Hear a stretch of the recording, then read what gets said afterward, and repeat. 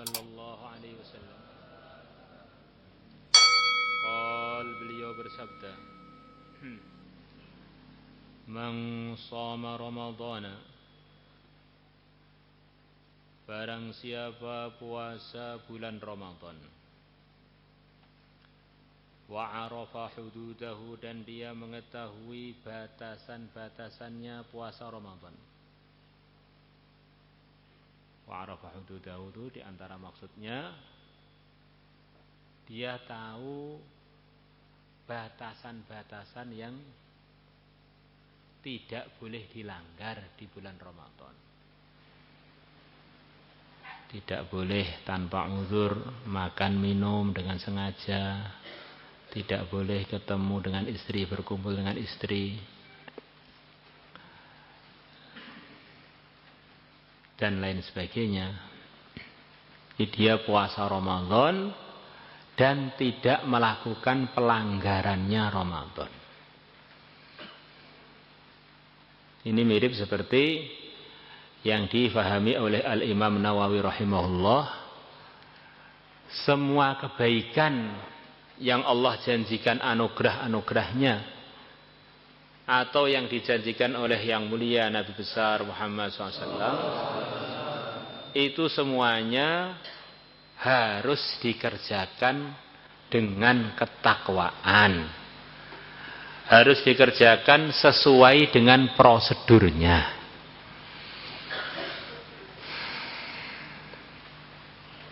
Seperti orang iktikaf di masjid, itu pahalanya banyak, iktikaf luar biasa. Tapi iktikaf yang bagaimana? Yang sesuai dengan aturan. Sholat itu luar biasa. Posisinya dalam Islam selepas iman itu adalah sholat.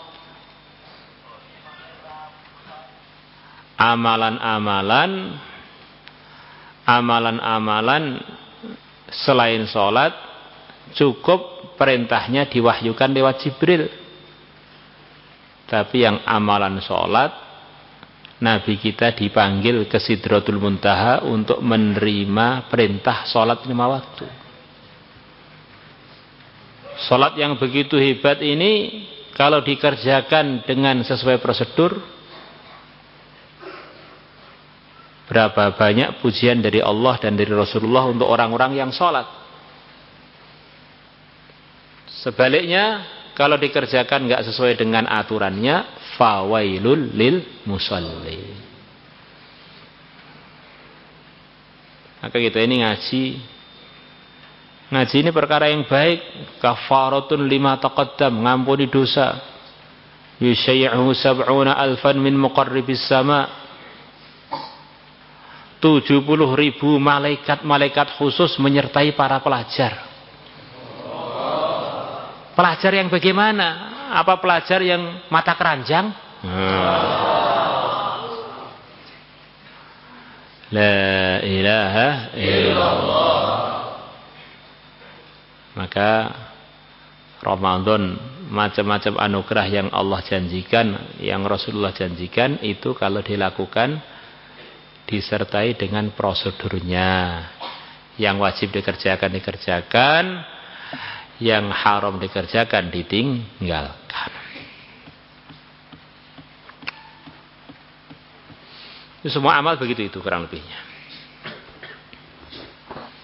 Orang lain itu menduga-duga, kita ini orang baik, kita ini ngerjakan dengan benar, itu orang lain menduga-duga.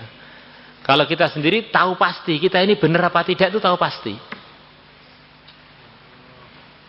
Saya ngerjakan karena Allah, apa ngerjakan ya kurang mantep, aku ngerjakan ragu-ragu, aku ngerjakan karena biar cepat diterima lamarannya oleh mertua, kelihatan ini. Kita tahu diri kita.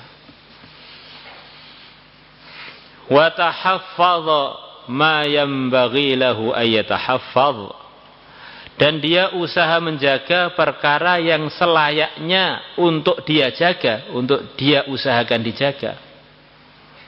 Perkara yang seharusnya dijaga itu apa? Tentu saja yang pertama kali adalah iman. Kemudian amal. Amal itu yang tertinggi apa? Yang dalam rukun Islam itu. Itulah amal yang tertinggi. Salat, zakat, puasa, haji. Baru amalan-amalan yang di bawahnya. Baru disempurnakan yang sunnah-sunnahnya. Kaffara ma qablahu, maka puasa Ramadan dia yang disertai persyaratan tadi mengampuni perkara yang sebelum Ramadan.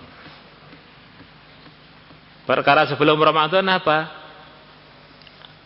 Ya bulan, hari-hari sampai ke Ramadan yang telah lewat itu. Jadi kafara ma qablahu itu isyarat diampuni untuknya dosa 1 tahun gitu lah. Jadi kafara ma qablahu itu dosa 1 tahun diampuni untuk dia kalau dia puasa Ramadannya beneran. Ini akan dijelaskan dalam hadis yang akan kita baca sebentar lagi. Wa an Abi Hurairah radhiyallahu anhu an Rasulillah sallallahu alaihi wasallam qala as-salawatul khams, salat 5 waktu, wal jumu'atu ilal jum'ati, dan Jumat sampai Jumat berikutnya 1 pekan, wa ramadhanu ila ramadhana, dan Ramadan sampai Ramadan berikutnya, mukaffiratun, perkara tadi adalah mengampuni, ma dosa-dosa bainahunna, yang antara perkara-perkara tersebut. Kalau orang sholat 5 waktu, maknanya hari itu semua dosanya sholat waktu dengan benar terampuni. Kalau orang Jumatan, maka dosanya 1 pekan terampuni. Kalau orang Ramadan dengan takwa, maka dosanya 1 tahun terampuni. Idza jutunibatil kabairu, ketika dosa-dosa besar dijauhi. Sudah janji Allah, janji Rasulullah, perkara yang barusan disebutkan, salat 5 waktu, kemudian Jumatan, kemudian puasa Ramadan, itu menghapus dosa antara amalan-amalan tadi. Resik, dia bersih dari dosa. Syaratnya dia menjauhi dosa besar. Begitu juga firman Allah dalam surat An-Nisa, kalau kalian menjauhi dosa-dosa besar yang kalian dilarang untuk melakukannya, akan aku ampuni kesalahan-kesalahan kalian, dan akan aku masukkan kalian di tempat yang mulia. In tajtanibu kaba'ira ma tunhauna anhu nukaffir ankum sayyi'atikum wa nudkhilkum mudkhalan karima. Nah, dosa besar itu apa? Yang disepakati dosa besar, kalau syirik kan bukan dosa besar ya, orangnya keluar dari Islam sudah. Tingkatannya bukan dosa besar sudah keluar. Jadi dosa besar itu yang dimufakati adalah dosa-dosa yang dari aturan Islam ada hududnya, ada potong tangan, ada ancaman-ancaman itu. Maka yang pasti dosa besar adalah mencuri. Yang pasti dosa besar adalah berzina. Yang pasti dosa besar adalah minum khamr. Yang pasti dosa besar adalah menuduh orang yang baik-baik berzina. Kemudian baru lepas itu menyusul di bawahnya. Termasuk adu domba, termasuk mengfitnah, termasuk mutus silaturahim, termasuk membuat kekisruhan kepada umat. Kemudian ada riwayat bahwa termasuk dosa besar adalah menggunjing. Loh, bagaimana Pak menggunjing kok dosa besar itu bagaimana? Maka ada beberapa jawaban. Jawaban pertama, jawaban ala muhadditsin. Ini hadis gunjing lebih besar dosanya melebihi zina, itu hadis dhaif, nggak boleh dipakai. Ya, sudah selesai. Al-ghibatu asyaddu minaz zina. Ini hadis ini dhaif atau bahkan sangat-sangat dhaif, nggak boleh dipakai. Pendapat yang kedua, hadis itu selama masih bisa dipakai jangan dibuang dong walaupun dhaif. Maka pakai jawaban yang kedua, ghibah itu memang dosa kecil. Tetapi biasanya orang ghibah itu ketagihan. Terus berterusan, kecil, lama-lama menjadi samudra. Akhirnya hadis ini tidak salah. Ya, hadis ini ngancam kamu, hati-hati loh. Ghibah itu bisa akibatnya lebih buruk melebihi zina. Kalau kamu perterusan ketagihan sampai numpuk-numpuk, perasaan kamu masih kecil, ternyata sudah buat lubang neraka yang begitu besar.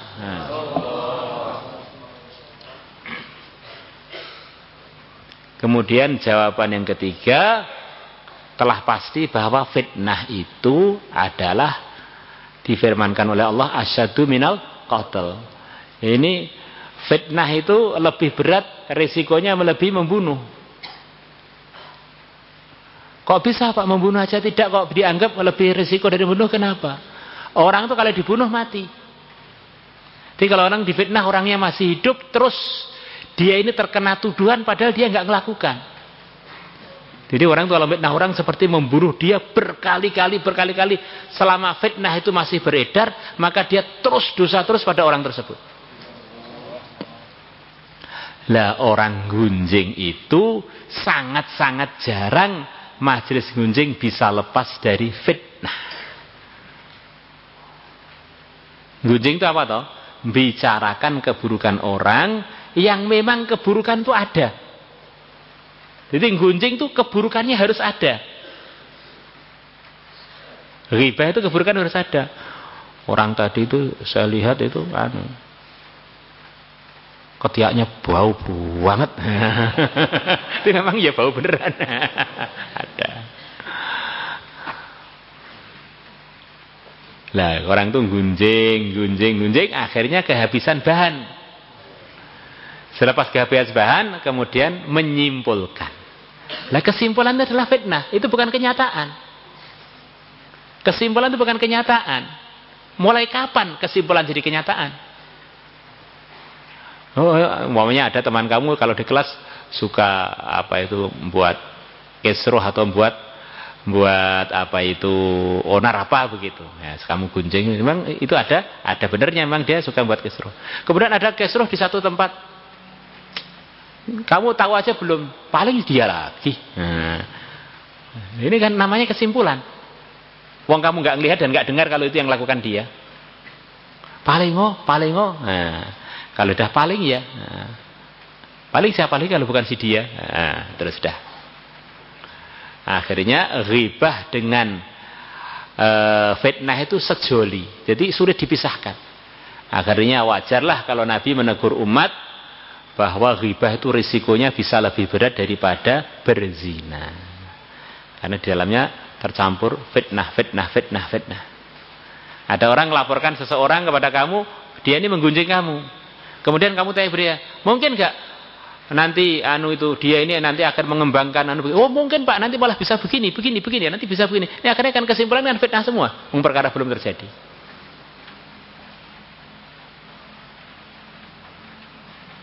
Orang itu hati-hati boleh lah.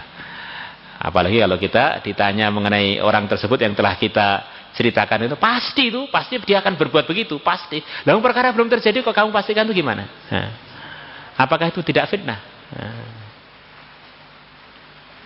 Itu diantara jenis dosa besar itu.